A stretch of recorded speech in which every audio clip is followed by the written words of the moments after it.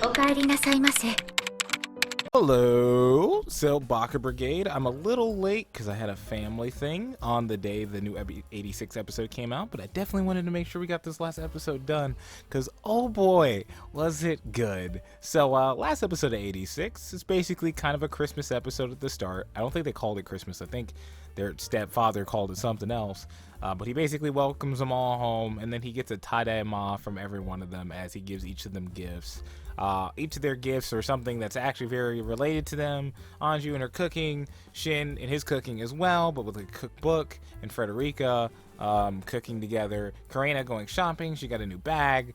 Raiden got a bunch of tools and he's building and just chilling out. And then Theo got a bunch of colored pencils in order to color with for his sketchbook. So it was really nice just to see them have like a good montage of just chilling out, hanging out, and just having a good time. They've been living in such stressful situations, and they're finally kind of accepting the fact that they can relax to some degree.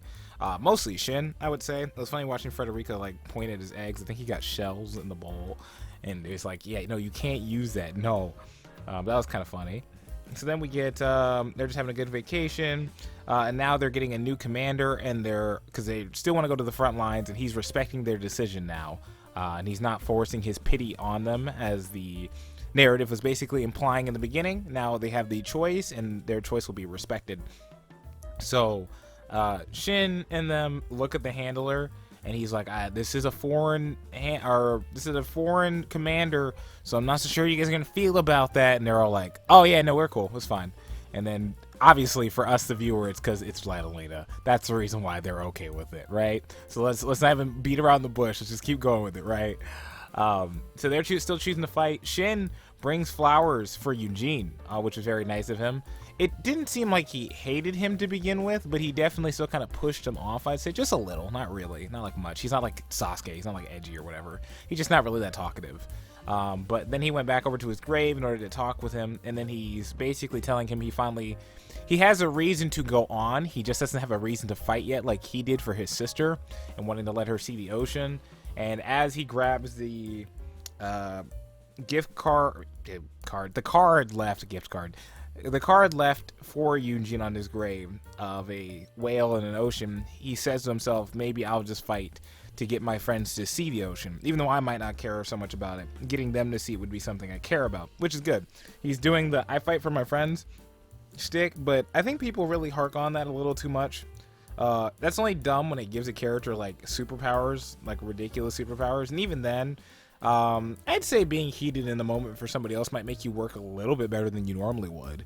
That trope just doesn't seem to bother me too much. I in fact find it a bit more endearing than anything else, especially for a character like Shin. We get a lot of good moments with him that like really, to me, elevate his character because it's been something that's been built up for a while, and it's very subtle things with Shin, but it's mainly just the ending, I think, that really shows it for me.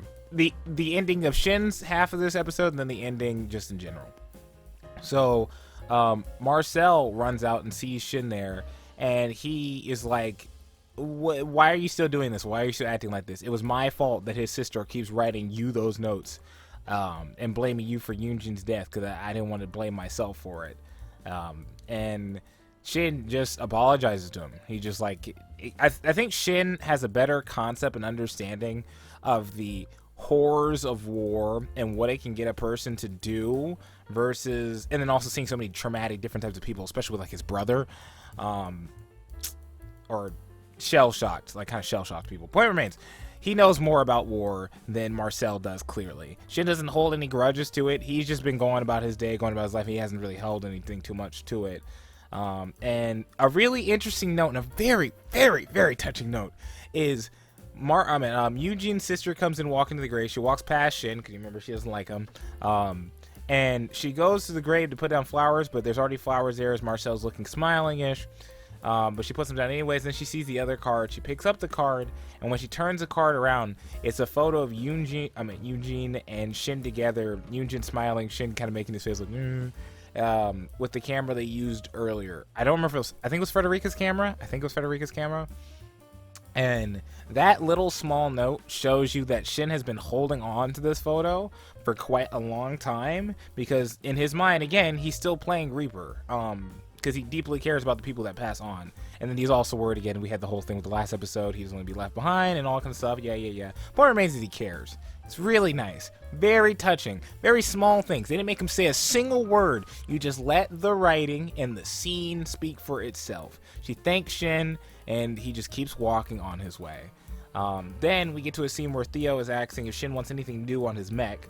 And Shin's still Shin. He still wants to go with the Undertaker. He's like, yeah, it's still the same thing. And he's not doing it now because he feels like it's a job he wants to do. It's just, this is who he is. He feels like it represents himself currently in the moment. And he also is basically talking to his brother at the memorial site as he's holding on to his emblem and is about to put it inside of the case. And he doesn't want to let it go at first. And then he does. He thinks he can go on by himself now. He has friends that are with him. He doesn't need his brother anymore to feel like, to feel stable, to feel secure, to feel like he's carried, to have that burden to remind him to keep fighting. He's now fighting for his future, so he lets it go. And the moment he lets it go, all the Legion that he wasn't able to save, basically, or that is currently still mildly in his mind or haunting him to some degree, are behind him, but he doesn't let that stop him in this instance. In fact, now he uses it as a goal to fight towards, not out of guilt, but out of a obligation he wants for himself to go on forward. And we see the little allegory or symbolism of a bird flying through all the metal butterflies and then soaring past it. It was just really nice. Like, it was so good. Shin gets so many subtle details in his smiles now and his responses to people. Shin's never been a character that was edgy, right? So it's always good. They never went that way. He was always just quiet. But now you see, like, he's kind of breaking out of his shell. He's not Mr. Social. He'll just respond a bit more. He'll smile a bit more. It's not unrealistic where he's, like, suddenly not an introvert or whatever you would describe him as, just quiet. He's just him in the group. He feels like a leader, like a charismatic leader-esque. Not like he's throwing banter or whatever else, just the fact that he has the answers for what he needs to do, right? And he's not throwing his team down or anything else like that. He's not just trying to do it all himself. He values them as teammates. It's great. I freaking love the writing. And then he walks out of the memorial in this certain angle, and it's important because we'll get later. I wrote he's facing the fight in future as himself, for himself. He's okay with being the Reaper. It's great. So we end that part of the episode, which is basically Shin's half the episode. Then we go to Vladilena. Vladilena is back at her old house. She's basically checking all her stuff. It looks like for some reason she's back in the Republic, and we'll get into that in a second. Vladilena survived as she goes over to meet her father's grave, as she's telling him, but many people died, like a lot of people died. The 86 did actually care about her words, because a lot of them supposedly came out to fight based on the fact that she asked them to help, which is nice. It's nice seeing that a person who is trying to do their best, even in a society that is not maybe really allowing them to do so or whatever else, can still be recognized as a good person within a terrible society, I'd say. And then also, what was it? The Republic fell down in a week, by the way. It fell in a week. They didn't have a week's worth of defense without the 86, mind you. And that's mostly Shin, right? Let's just say what it is. It was mostly Shin. And all the other freaking soldiers they sent out to go die. That was crazy, dude. A week.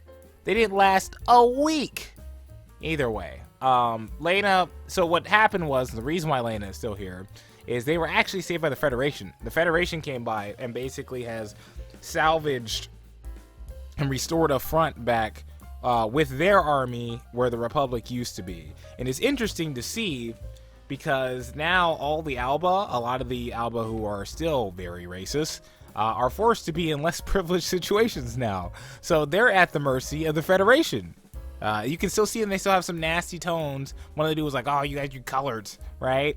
But you get a few people like the ones that were working with Vladilena where they're happy. This is a good situation. This is what they wanted. This is why they were following her to begin with, because she had a different image of what she wanted.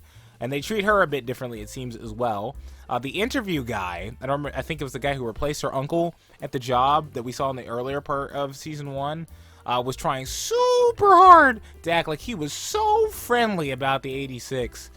He had so I don't know if he actually just has a family with somebody who's not an Alba, or if he did that photo recently, but like the photo he has with the 86, those two 86 members don't look happy.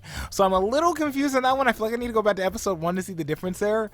You're free to just put it in the comments. But I just thought that was hilarious because he is sweating. He's staring at the guys over to the left because they're both like doing the interview with him. Because now they're at the mercy of the Federation. There is no, we're the Alba, we're on top anymore. You got to learn how to act right. But Vladilena, obviously, you know, she's doing her best. She grabs, originally when she's back at her house, she took all the artworks of her friends with her. She originally left them, I think, when they were on the like normal front. I think she just left them at home. She got them all with her. She's bringing them out. She's now walking down the street as we're going and hearing kind of her uncle's words of how like things won't work out, but Vladilina's still trying anyways. She kind of had Shin's thing of feeling dire, not the same reasons of feeling dire, but feeling very dire and feeling very destroyed by people in your past or people who might be older than you, giving you their life problems, philosophies, or anything else, and instead trying to make her own now currently. And she tells her uncle to wait, that even if her dreams were to be crushed, I think she's basically just saying she'll keep on fighting, right? It's what she's going for. It's what she'll just keep on fighting. She has people she needs to remember. And as she's walking away from the grave, she's walking away from the guns. Every time she goes, I will remember, or I will remember, do not forget, wasure nai, wasure nai, wasure nai. So Vladilena and Annette are talking because Annette is going through the technology. Annette, she brings up to Annette like, I'm going over to the Federation to become a commander. And she's like, oh, of course you would.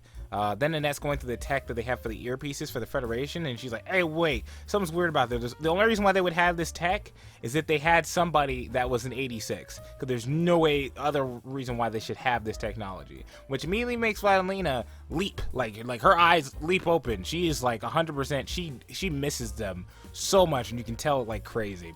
She's looking at her, she's looking at the board, hoping to some degree that probably they're alive, but then she dials it back down after she pulls up the tech or whatever else. I don't think Vladilena has it in her mind that they survived, but I think she's just extremely hopeful for it. Vladilena then learns that Annette is actually choosing to help as well. So Vladilena's actions, though it took the whole society breaking down, has affected Annette. You can see that her choices have made change. Not only has it made some 86 endeared to her, and now it's possibly given them the chance for freedom, now that they're not under the Republic, but it also got some Alba to want to join her as well. And it also now has made her basically probably the most unifying leader of this country at this point. I'm sure there's tons of Alba that hate her, but as far as the only part that matters, which is the military, she's probably good. She goes to the Federation. They're kind of giving her an interview. She's like, okay, yeah, you know, she's getting through everything. Then she goes over and sees the shrine at a certain point of the 86. And I don't know, she didn't put it all together then, but I don't think she did. I wrote specifically. At first I thought she did. Then she apologized and said that she wouldn't forget them. So I don't think she did at that point in time. She basically, I think she leaves the bigger box of faces that she drew there, and then holds on to Shin and them as they're going. And then that's the end of her episode, as she takes the same walk, apologizing and said she won't forgetting them as Shin, leaving the same place. And I loved it. It might be cliche, it might be cheesy for some of you, but I loved it. I couldn't help but love it. So we get that. Then we go for Robot Vision. I forgot what Fido? Is it Fido that they named the dog robot thing?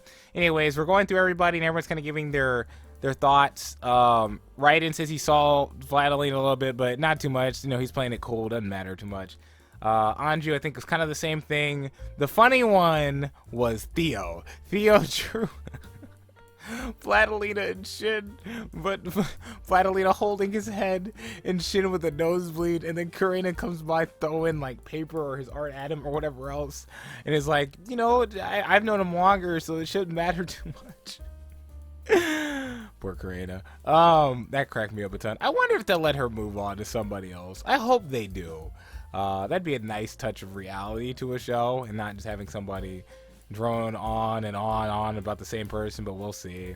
But I was like, bro, they are setting her up. So Vladilena doesn't know they're alive. Let me just show this whole situation. she thinks they're dead. She's been thinking they're dead. As we saw earlier, and they don't know this, she is like jumping to the hope they're alive. Now they have her walking up to all 5 of them, and she doesn't know it's them because she doesn't completely know what they look like. I'm assuming the photo is not actually that good, right? The photo she has is not actually that good. She has the cat. Oh, wait, that was actually a good touch. I forgot. Anju was talking whether or not she still had the cat. That was a nice touch, and it reminded her of the her and her old relationship. I thought it was a really nice touch. I forgot about that. That was actually a really good one. I'm glad I didn't skip past that. Either way, point remains. So she's walking up to them, she poses, and she's like, I'm Vladilena, Commander, it is very nice to see all of you. And then Shin's like, it's nice to meet you all for the first time. And they're all chuckling in the background, because they're all dickbags. Shin cracks a smile and says, this isn't the first time we're meeting. I am Shin, Spearhead, the commander of the Federation, or currently at the moment, or whatever he said, whatever the line was. And the really nice touch that I was talking about earlier with Shin's character is it's the small smiles he gives. The thing is, because we haven't seen this character do it that much, it makes any action he does now way more impactful. To the point, at a certain point, so he looks super happy to see her. It's like the happiest I've ever seen this man in this whole show, it seems like.